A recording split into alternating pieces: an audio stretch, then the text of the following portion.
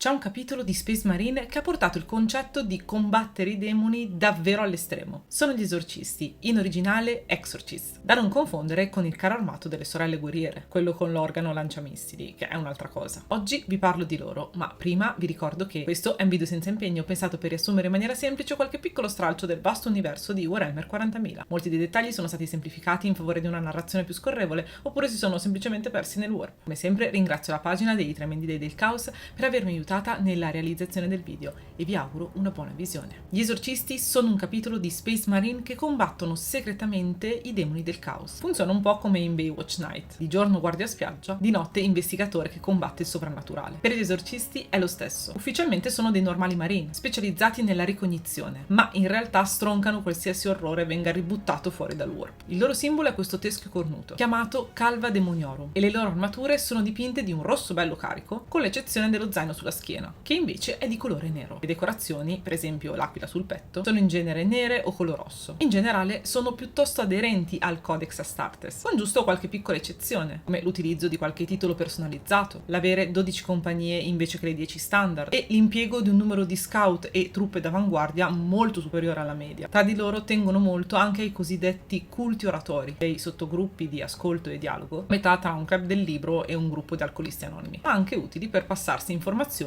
e tradizioni. Il loro pianeta base è Banish nel Segmentum Obscurus, un mondo ferale primitivo, pieno di paludi tossiche, la cui unica cosa interessante sono proprio gli esorcisti. Tra l'altro, Banish in inglese vuol dire anche esiliare, quindi è molto appropriato per qualcuno che combatte i demoni. Ma perché questi Marine sono così interessanti? La storia degli esorcisti comincia nella seconda metà del millennio 35, con la 13ª fondazione, che, per chi non lo sapesse, è il nome con cui vengono chiamati quegli eventi ufficiali dove, quando c'era bisogno, vengono creati nuovi capitoli di Space Marine. È tipo il varo di una nave, solo che la bottiglia viene spaccata contro un'armatura potenziata. La 13ª fondazione è chiamata la Fondazione Oscura e se ne sa molto poco. Gli esorcisti discendono dai maghi imperiali, quindi sono stati creati dal seme genetico del primarca Rogal Dorn, e nei primi decenni in cui vengono schierati in battaglia se la cavano molto bene. Punto di svolta però è quando rispondono alla richiesta d'aiuto del pianeta Totem IV, preso d'assalto dalle forze di Tzeentch, per l'occasione guidate da un signore del mutamento noto come Keriath l'Ammantato. Peraltro colgo l'occasione per ricordarvi che se volete sapere qualcosa di più sui demoni di Tzeentch ne ho parlato in quest'altro video. Comunque nella battaglia che ne consegue gli esorcisti danno prova di una stoicità eccezionale e, cosa più importante, mostrano una grandissima resistenza alla corruzione del caos, tanto che Keriath, che è un demone molto potente, è costretto a scendere in campo in prima persona, prendendo possesso del maestro capitolare Enoch Trismegistus, per iniziare a fargli dare un po' di ordini a cazzo e mandare allo sbaraglio le sue truppe. Detta così sembrerebbe finita per gli esorcisti, ma mentre fuori la battaglia infuria, lo stesso avviene dentro al corpo di Trismegistus, la cui personalità dà del filo da torcere al demone. Un'esperienza che addirittura risveglia alcune capacità psioniche latenti del maestro capitolare, permettendogli di chiedere mentalmente aiuto al capo bibliotecario Getus e assieme a lui sconfiggere Keriath e rispedirlo nel warp con la sua legione. Tutto a posto quindi? Ovviamente no, perché comunque avere a che fare con il caos così da vicino non è una cosa che prendono alla leggera nell'Imperium. Poco dopo la battaglia, infatti, Trismegistus viene preso in consegna da alcuni inquisitori dell'Ordo Malleus, quelli specializzati nel combattere i demoni, per controllare che non sia stato corrotto. E dopo mesi di test, questi lo trovano rafforzato dal punto di vista psichico e ancora innegabilmente puro. Quindi può tornare al suo ruolo di maestro capitolare senza problemi? Sì, ma non proprio. Perché nei mesi passati a stretto contatto con gli inquisitori, che ora posso dirvi appartengono alla sottofazione radicale dei plutoniani, Trismegistus si è fatto un po' contagiare dalle loro idee, cioè, per farla semplice, che il fuoco debba essere combattuto con il fuoco, o in questo caso che la possessione demoniaca possa essere usata come arma per combattere i demoni stessi. Un articolo di White Dwarf dice come egli aveva bevuto dall'immenso intelletto del demone, cosa che gli fece comprendere la contorta genialità del piano degli inquisitori. Quindi il maestro capitolare stringe un accordo con gli inquisitori plutoniani che si trasferiscono a vivere sul pianeta Banish, dentro la fortezza monastero sotterranea degli esorcisti, la Basilica Malefax. Dentro viene costruita la Sala della Tempra, una zona lontana da occhi indiscreti, dove da quel momento in poi ogni Space Marine o aspirante tale del capitolo, viene sottoposto a un particolare rito che prevede la possessione demoniaca. In pratica si evoca dentro al candidato un demone di basso livello, sempre ovviamente in un ambiente controllato e con ogni precauzione possibile, sotto gli occhi degli inquisitori plutoniani, e glielo si lascia dentro per un po'. Poi lo si esorcizza per rispedirlo nel warp e si manda l'ospite a riposarsi e meditare su quanto è successo, prima di fargli riprendere servizio nel capitolo. L'idea di fondo, ovviamente, è ripetere quanto successo a Trismegistus su Totem IV, così da temprare Marina ancora di più contro le insidie del caos, permettendogli di comprendere meglio la loro natura. E la cosa funziona nella maggior parte dei casi. L'esperienza infatti è sempre traumatica e in qualche modo cambia a chi vi viene sottoposto, lasciandogli qualche genere di cicatrice fisica o mentale e talvolta persino delle mutazioni evidenti, spuntoni, occhi velati o altre deformità. Quest'ultime, tra l'altro, vengono viste come un prezzo da pagare tutto sommato accettabile e semplicemente nascoste dentro armature ed elmetti. Quando è possibile farlo? Esistono addirittura dei riti purificatori che prevedono di tagliare via cose in eccesso, riti che però vanno ripetuti periodicamente, perché purtroppo molte di queste mutazioni ricrescono col tempo. E se invece il rito di possessione non va a buon fine? Può succedere. In questo caso, con gli opportuni riti, il corpo del fratello viene utilizzato come contenitore per rinchiuderci i demoni, perché in teoria finché sono bloccati lì non possono tornare nel warp o comparire altrove. Praticamente diventa una trappola di Ghostbuster viva. Quindi chi passa il rito della possessione viene temprato, chi non lo passa viene chiamato spezzato. Quando è pieno di demoni viene trasferito su una specifica nave prigione chiamata Purgatomba e mandato in una lunga crociera dove nessuno può sentirlo urlare. Insomma, la discrezione su queste, chiamiamole, tradizioni capitolari è fondamentale, perché se qualcuno nell'Imperium venisse a scoprirlo, gli esorcisti verrebbero tipo tacciati di eresia in 0,1 secondo. Motivo per cui devono fare tutto in segreto, alimentando il mistero attorno a loro. E nonostante tutta l'attenzione, qualche voce di corridoio strana su di loro gira lo stesso, il che è abbastanza per attirargli le antipatie di alcuni capitoli di Space Marine ultra ortodossi, tipo i Templari Neri. Comunque, niente di compromettente. Loro continuano a fare il loro mestiere di Space Marine, combattendo qua e là per la galassia, seppur con una media molto alta di scontri con le forze del caos. Per esempio, tra i conflitti più rilevanti a cui hanno preso parte nei millenni, troviamo diverse crociate nere, ovviamente dalla parte dell'Imperium, ma anche la guerra di Badab, di cui vi ho accennato nell'episodio sui prefici, e la terza guerra di Armageddon. Quando poi la grande cicatrice ha squarciato in due la galassia, un momento in cui le forze del caos venivano fuori da tutte le parti, è curioso notare come Banish sia stato preso particolarmente d'assedio dai demoni, così tanto che i primi aiuti inviati loro, tra cui persino dei Custodes, notando questo accanimento, si ritrovarono a pensare: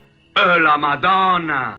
Comunque i demoni sono stati respinti. Gli esorcisti hanno ricevuto anche loro la tecnologia per creare gli Space Marine Primaris, integrandoli tra le loro fila. Sembra che il rito della tempra funzioni anche su di loro, anche se pare che questi Primaris dopo abbiano la tendenza a diventare più irascibili e lunatici. Questo direi che è più o meno tutto. Prima di salutarci però voglio chiudere con una curiosità sulla loro storia off-game, cioè che alla loro prima apparizione, risalente addirittura alla prima edizione del 40.000, un brevissimo trafiletto legato alla guerra di Badab, pubblicato su White Dwarf numero 101 del maggio 1988, avevano uno schema di colori completamente diverso, questo con l'armatura gialla, lo zaino sempre nero e uno spallaccio blu, e come logo una faccina di diavolo nera. Il look moderno, quello rosso che vi descrivevo prima, farà invece la sua apparizione diversi anni più tardi, nel 2000, dentro al Codex Armageddon, pubblicato per la terza edizione del gioco, con questa immagine, in mezzo a molti altri capitoli che presero parte allo scontro. Tra l'altro è in questo periodo che viene approfondito per la prima volta anche il loro background. Allora, non hanno subito grandi modifiche e sono arrivati fino al nostro presente, alle soglie dell'11ª edizione, diventando un capitolo di nicchia, piuttosto apprezzato dagli hobbisti. Questo è davvero tutto. Come sempre io spero che il video vi sia piaciuto, vi ringrazio per avermi seguita fino qui e vi ricordo che se il video vi è piaciuto lasciate un mi piace, un commento e iscrivetevi al canale. E se siete ancora più curiosi venitemi a cercare su Facebook, Instagram, TikTok